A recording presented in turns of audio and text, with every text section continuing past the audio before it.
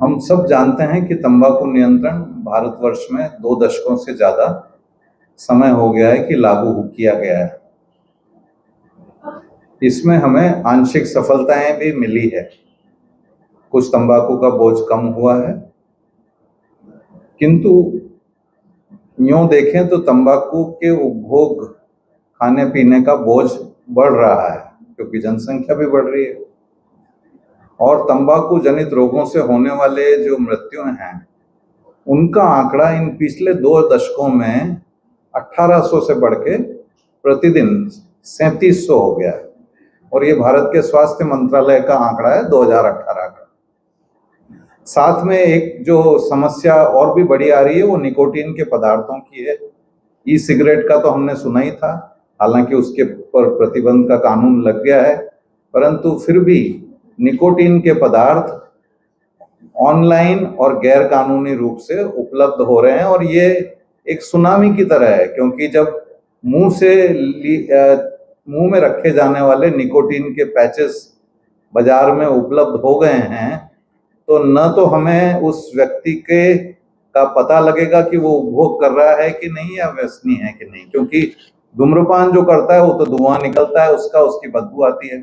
जो तंबाकू खाता है उसके दांत पीले हो जाते हैं, वो पीक थूकता है तो उसका भी पता लग जाता है, परंतु ये मुंह द्वारा ली जाने वाली निकोटीन का हमें पता नहीं लगेगा।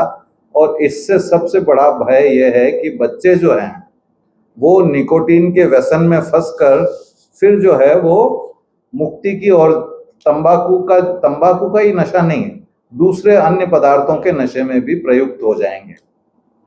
इस समस्या के मूल कारण को जानना और रोकना जरूरी है, क्योंकि अभी तक जो हमारे प्रयास हैं, कोटपा कानून हो, पैका कानून है, राष्ट्रीय तंबाकू नियंत्रण कार्यक्रम है, हमें जो है वो शिक्षण संस्थाओं को तंबाकू मुक्त करने की गाइडलाइंस है, उसका कानून है, उसका कार्यक्रम है, इन सभी से जो हमें सफलताएं मिली है उसको हम तंबाकू के बोझ और मृत्युओं के साथ जब कंपेयर करते हैं तो पता लगेगा कि हम इस समस्या से कभी निकल नहीं पाएंगे, क्योंकि तंबाकू बाजार में उपलब्ध है आसानी से और इसको जो है वो अभी भी अधिकांश लोग अफोर्ड कर सकते हैं।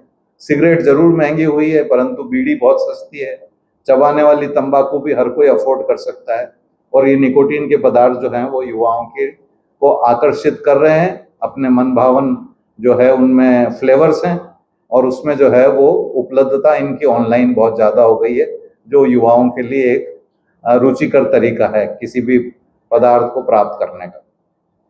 तो जो मैं कह रहा था कि इसका मूल कारण रोका जाना चाहिए। मूल कारण क्या है? मूल कारण है कि जो तंबाकू उद्योग है, जो निरंतर आप कितने भी उसमें अवरोध पैदा करो या तंबाकू के बोझ को कम करने के जो है वो कार्यक्रम या साधन इकट्ठे करो, वो कोई नया तरीका ले आते हैं जिससे वो अपने पदार्थों का लगातार निरंतर उपभोग बढ़ा रहे हैं, कस्टमरशिप बढ़ा रहे हैं।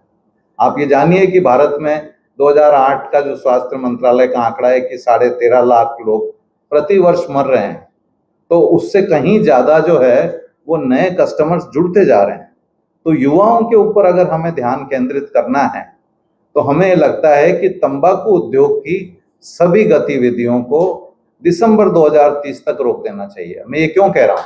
क्योंकि तंबाकू नियंत्रण जो है उसमें कोई टाइमलाइन नहीं है, समय सीमा नहीं है कि भाई इतने समय के बाद तंबाकू के ऊपर तंबाकू नियंत्रण कार्यक्रम की हमें जरूरत नहीं होगी। मैं अपने कार्यकाल से ही देखूं 26 सालों से तो जो है वो 2 पीढ़ियां और जुड़ गई जो तंबाकू नियंत्रण का काम कर रही है। तो हम ये नहीं चाहते हैं कि हमारी अगली पीढ़ी भी तंबाकू नियंत्रण में काम करे। इसलिए आवश्यक है कि तंबाकू उद्योग की सभी गतिविधियों को दिसंबर 2030 तक पूरे भारत में पूर्ण विराम दे दिया जाए। जब तक ऐसा नहीं होगा, टाइमलाइन नहीं होगी, तब तक हम सफलता पूरी तरह से हासिल नहीं कर पाएंगे।